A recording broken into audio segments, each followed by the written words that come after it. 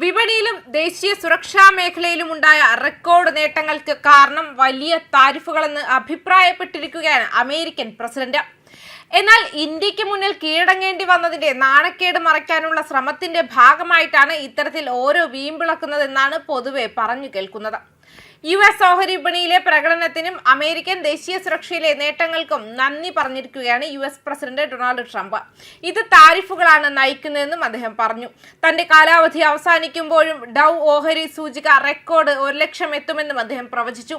Truth സോഷ്യലിലെ ഒരു പോസ്റ്റിൽ US president പറഞ്ഞു, നമ്മുടെ മഹത്തായ താരിഫുകൾ നയിക്കുന്ന റെക്കോർഡ് സ്റ്റോക്ക് മാർക്കറ്റും ദേശീയ സുരക്ഷയും എന്റെ കാലാവധി അവസാനിക്കുമ്പോഴേക്കും ഡൗവിൽ 1,00,000 പേർക്ക് വളർച്ചയുണ്ടാകുമെന്ന് ഞാൻ പ്രവചിക്കുന്നു. ഓർക്കുക, ട്രംപ് എല്ലാ കാര്യങ്ങളെക്കുറിച്ചും ശരിയായിരുന്നു. യുണൈറ്റഡ് സ്റ്റേറ്റ്സ് സുപ്രീം കോടതി നിരീക്ഷിക്കുന്നുണ്ടെന്ന് ഞാൻ പ്രതീക്ഷിക്കുന്നു. CNN ബിസിനസിന്റെ റിപ്പോർട്ട് പ്രകാരം US ഓഹരി വിപണിയിലെ പ്രധാന സൂചികകളായ Dow Jones futures, S&P 500, Nasdaq എന്നിവ പോസിറ്റീവ് റേറ്റിംഗുകൾ കാണിച്ചതിനു ശേഷമാണ് ട്രംപിന്റെ പരാമർശം. 2025 നവംബറിൽ പുറത്തിറക്കിയ ദേശീയ സുരക്ഷാ തന്ത്രരേഖ ദേശീയ സുരക്ഷയ്ക്ക് സാമ്പത്തിക സുരക്ഷ അടിസ്ഥാനമാണെന്ന് വിളിച്ചു.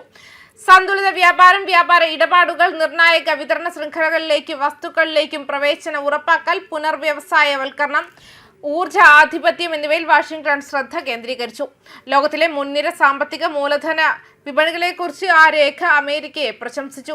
അവയെ അമേരിക്കയുടെ ദേശീയ സുരക്ഷാ മുൻഗണനകൾ മുന്നോട്ട് കൊണ്ടുപോകുന്നതിന് നയരൂപകർത്താക്കൾ ഗണ്യമായി പ്രയോജനപ്പെടുത്തുകയും ഉപകരണങ്ങൾ ഉപയോഗിക്കുകയും ചെയ്യുന്ന അമേരിക്കൻ സ്വാധീനത്തിന്റെ തൂണുകളെന്ന് വിളിച്ചു.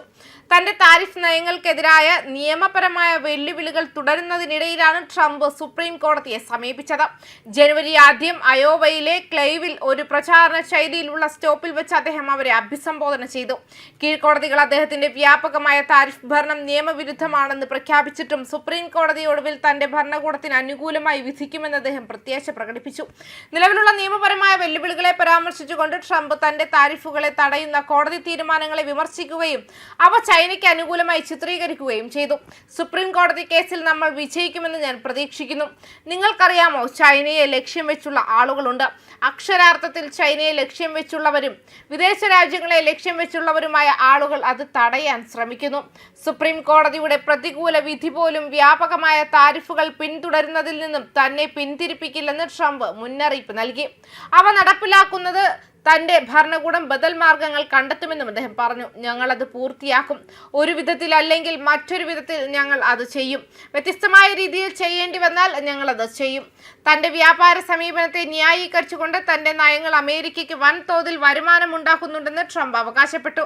ജനുവരി 20 3 വിധികൾ പുറപ്പെടുവിച്ച US സുപ്രീം കോടതിയിൽ ട്രംപിന്റെ ആഗോള താരിഫ് നയത്തിന്റെ നിയമസാധുതയെ ചോദ്യം ചെയ്യുന്ന കേസിൽ തീർപ്പ് കൽപ്പിക്കുന്നതിൽ നിന്നും സുപ്രീം കോടതി പിന്മാറിയതിനെ തുടർന്നാണ് അദ്ദേഹത്തിന്റെ പരാമർശങ്ങൾ.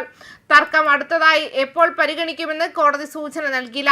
ഏത് ദിവസമാണ് ഏത് തീരുമാനങ്ങൾ എടുക്കേണ്ടതെന്ന് മുൻകൂട്ടി പ്രഖ്യാപിക്കാത്ത പതിവ് കോടതി നിലനിർത്തി. കീഴ്ക്കോടതികൾ ഇതിനകം തന്നെ വ്യാപകമായ നടപടികളുടെ നിയമസാധുതയെ ചോദ്യം ചെയ്തിട്ടുണ്ടെങ്കിലും വിധി മാറ്റിവെക്കാനുള്ള കോടതിയുടെ തീരുമാനം ട്രംപിന്റെ വ്യാപാര അജണ്ടയിൽ അനിശ്ചിതത്വം സൃഷ്ടിക്കുന്നുവെന്നും വ്യക്തമാക്കിയിട്ടുണ്ട്. ന്യൂസ് ഡെസ്ക് കർമ്മ ന്യൂസ്.